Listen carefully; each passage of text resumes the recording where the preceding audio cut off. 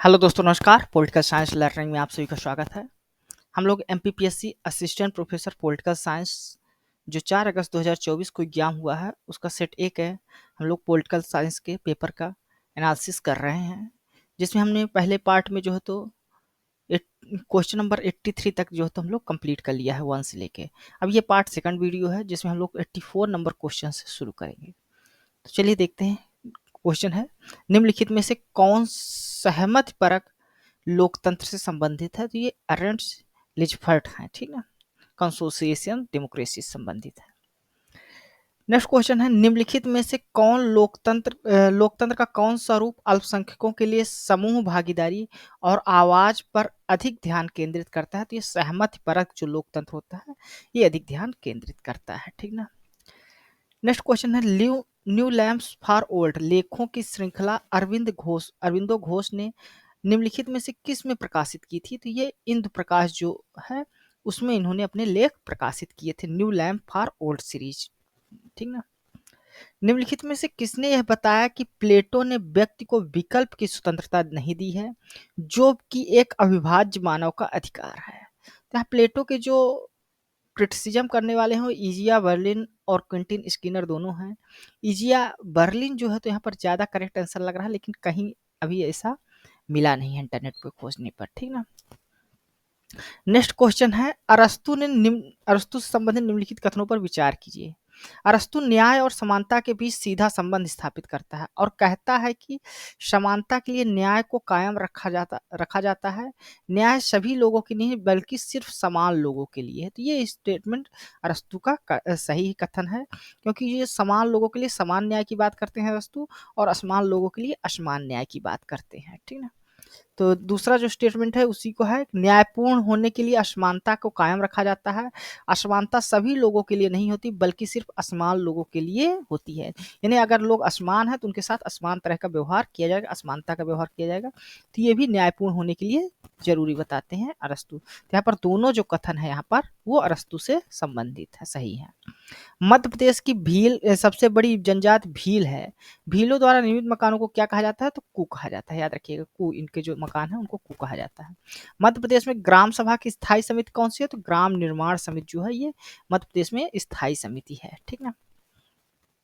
पंचायत राज एवं ग्राम स्वराज अधिनियम की अनुसूची 4 के अनुसार कौन सा कार्य सूचीबद्ध नहीं है? जो अनुसूची 4 है उसके अनुसार कौन सा कार्य नहीं है? तो इनमें सांस्कृतिक गतिविधियां जो है तो उसमें सूचीबद्ध,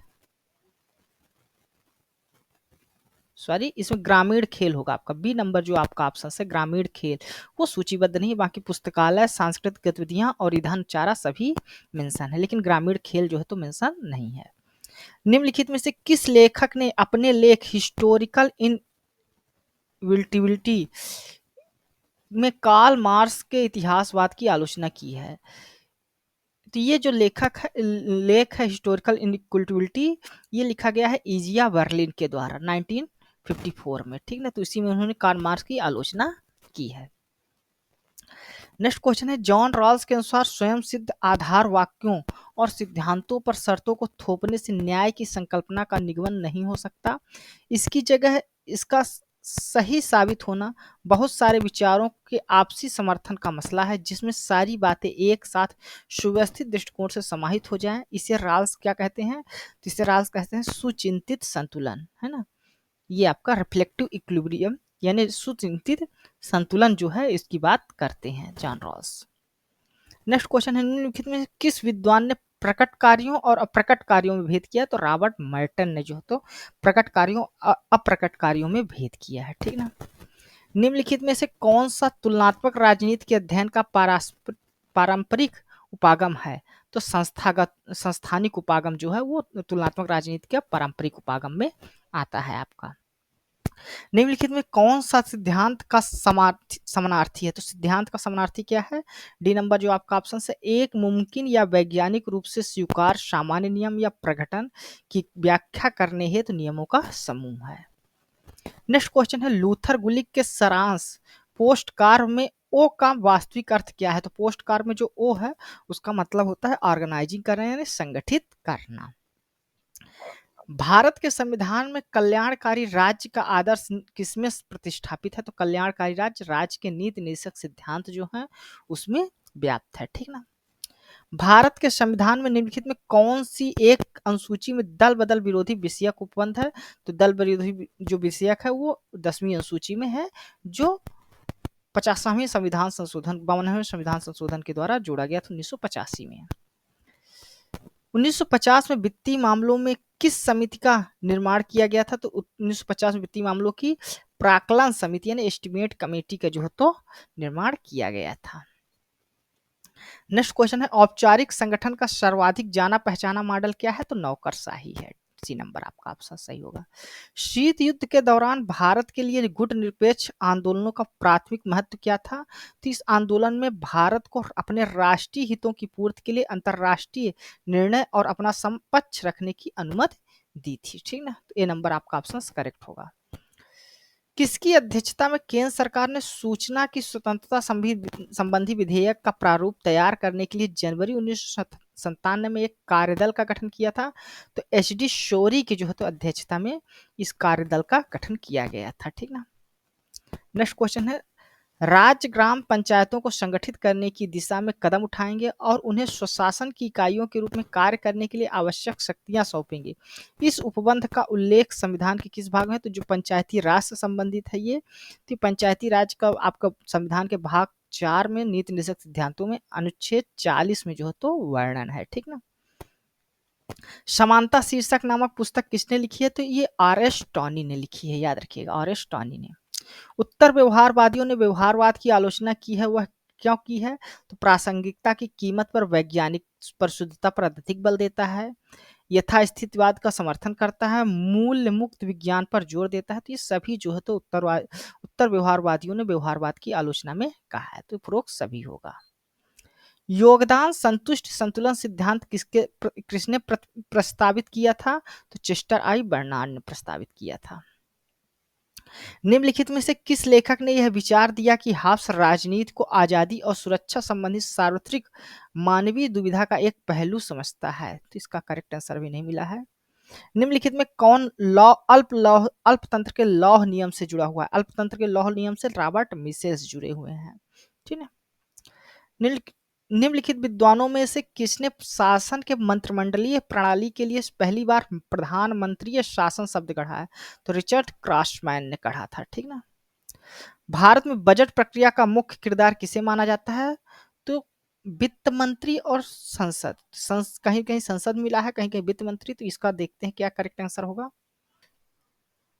क्वेश्चन है, निम्नलिखित में कौन सा अपने सभी प्रारूप में उदारवाद का केंद्रीय विषय है? तो उदारवाद का केंद्रीय विषय क्या है? राज्यों के प्रतिस्पर्धी हितों के बीच सद्भाव एवं संतुलन की धारणा।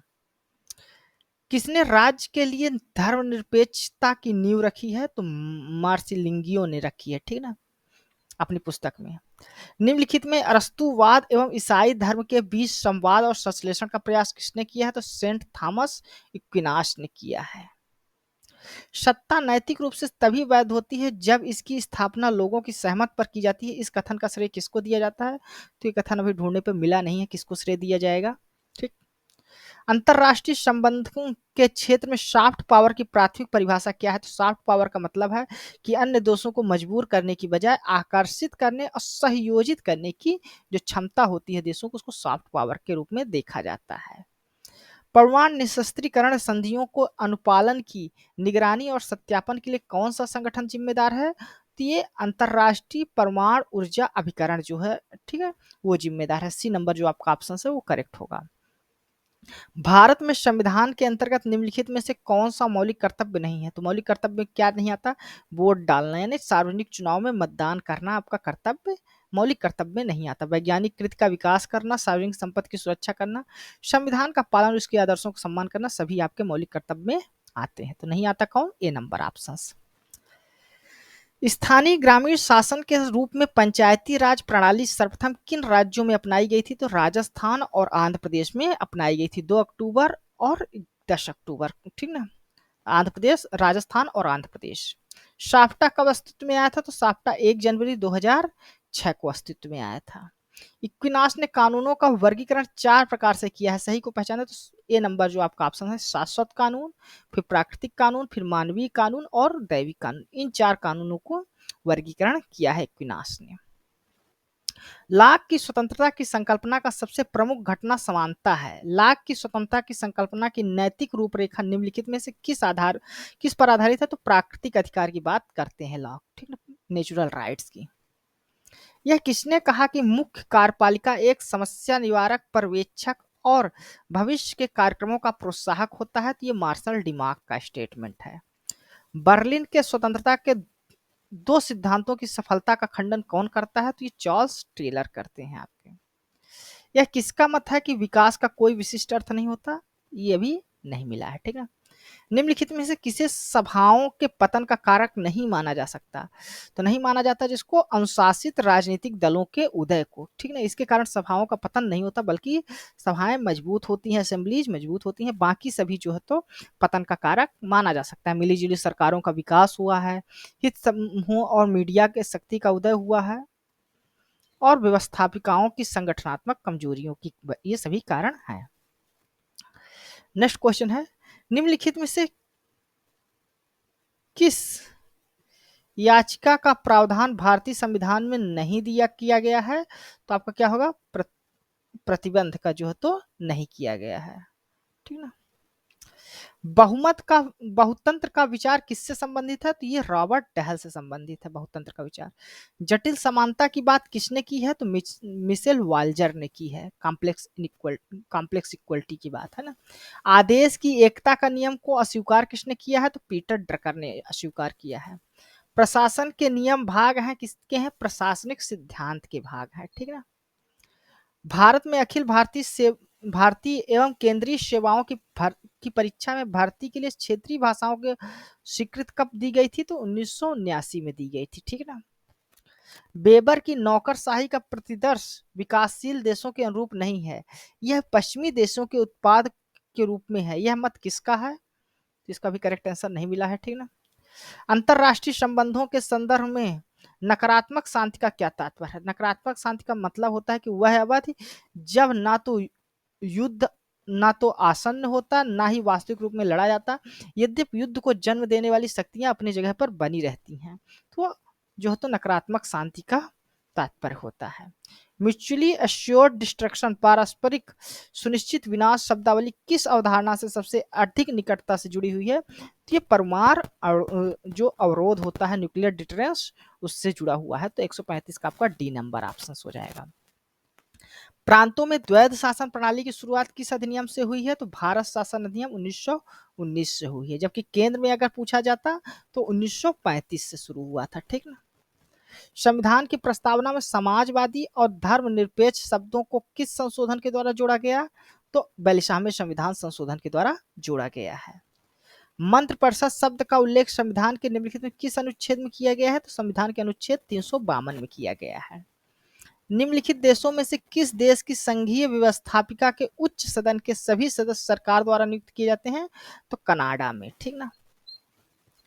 निम्नलिखित में कौन सी तुलनात्मक राजनीति के मार्क्सवादी उपागम की विशेषता नहीं है? तो प्रत्ययी स्थायित्व जो है तो स्थायित्व, ये मार्क्सवादी उपागम की विशेषता नहीं है। किसी राजनीतिक व्यवस्था में निम्नलिखित में से किसके अधिक होने पर व्यवस्था पर अधिभार उत्पन्न होता है? तो मांग, ठीक ना। मांग जब होती है, ज्यादा हो जाती है, तभी अधिभार होता है। वर्ष 2023 में कौन से देश ने ओपेक से अपनी सदस्यता वापस ली है? तो अंगोला ने वापस ली है, ठीक है। अंगोला 2007 से लेकर 2023 तक सदस्य रहा है ओपेक का। अंतरराष्ट्रीय राजनीति में स्मार्ट पावर शब्द किसने गढ़ा है? तो ये जोसेफ नाई ने गढ़ा है। इन्होंने सॉफ्ट पावर टर्म भी घोषित कहा है और स्मार्ट पावर भी, ठीक है। सॉफ्ट पावर की बात भी जोसेफ नाई करते हैं और soft power plus hard power को मिला के स्मार्ट पावर बनता है। उचित माध्यम से का नियम प्रत्यक्षता संबंधित है, तो पद सोपान से, हायरार्की से संबंधित है। संगठन में मनोबल को कर्मचारियों की समस्या मनोवृत्ति माना गया है। यह कथन किस विद्वान का है कि मनोबल वह मानसिक दशा है जो उत्साह, भावना, आशा, विश्वास जैसे मानसिक कारकों पर निर्भर करती है? तो ये लिटन का है, ठीक ना। एडमिनिस्ट्रेशन शब्दावली लैटिन शब्दों ऐड प्लस मिनिस्ट्रेशन से निकलता है। इसमें ऐड का क्या अर्थ है? ऐड का मतलब होता है टू या टूवर्ड्स, ठीक ना। मध्य प्रदेश में किसी ग्राम पंचायत के सरपंच को निम्नलिखित में से किस आधार पर निलंबित किया जा सकता है? तो है आधार बहुमत से पारित अविश्वास के आधार पर ही जो है तो उसको निलंबित किया जा सकता है। सीहोर जिले के अंतर्गत भाऊखेड़ी गांव में स्थापित एक मनरेगा पार्क जो लगभग 284 महिलाओं को आजीविका प्रदान कर रहा है, मुख्य रूप से किसके द्वारा विकसित किया गया है? तो स्वयं सहायता समूहों के द्वारा विकसित किया गया है, एसएचजीज के द्वारा। रूसो से संबंधित निम्नलिखित कथनों पर विचार कीजिए। रूसो का मानना है कि आजादी का त्याग मनुष्य होने के दावे का त्याग है, सही है। रूसो जो है तो आजादी को महत्व देते थे, फ्रीडम को। रूसो के लिए आजादी व्यक्ति द्वारा नैतिक आत्मनिर्णय की क्षमता है, ये भी सही है। तो यहाँ पर दोनों करेक्ट स्टेटमेंट है। सी नंबर जो आपका ऑप्शन है वो सही होगा। संप्रेषण एक प्रक्रिया है जिसमें उन विचारों का संवहन एवं ठीक पुनरावृत्ति की जाती है जो प्रतिपुष्ट से सुदृढ़ होते हैं और संगठनात्मक लक्ष्यों को प्राप्त करने के लिए कार्यों को उत्प्रेरित करते हैं। यह कथन किसका है? तो यह कथन है टेरी का, ठीक है। तो ये था हमारा क्वेश्चंस नंबर, ये part number 2 video Madhya Pradesh सहायक आचार्य राजनीति विज्ञान के जो प्रश्न पत्र का एनालिसिस है जो 4 अगस्त 2024 को एग्जाम्स हुआ था उसका, जिसमें हमने 84 से लेकर 150 तक के क्वेश्चंस को सॉल्व किया सेट ए के, ठीक ना। इसके अलावा पार्ट 1 में हमने क्वेश्चन नंबर 1 से लेके 83 वीडियो तक के सॉल्व किए हैं, तो उसको भी आप लोग जाके वहाँ पर देख सकते हैं। तो धन्यवाद दोस्तों, यह वीडियो आपको कैसा लगा है अपने कमेंट्स के माध्यम से मुझे जरूर बताइएगा। साथ ही साथ आप हमारे इस वीडियो को लाइक करें, हमारे इस चैनल को सब्सक्राइब कर लें ताकि जो इस तरह की वीडियोज़ हैं वो आप तक पहुँच सके। धन्यवाद, थैंक यू।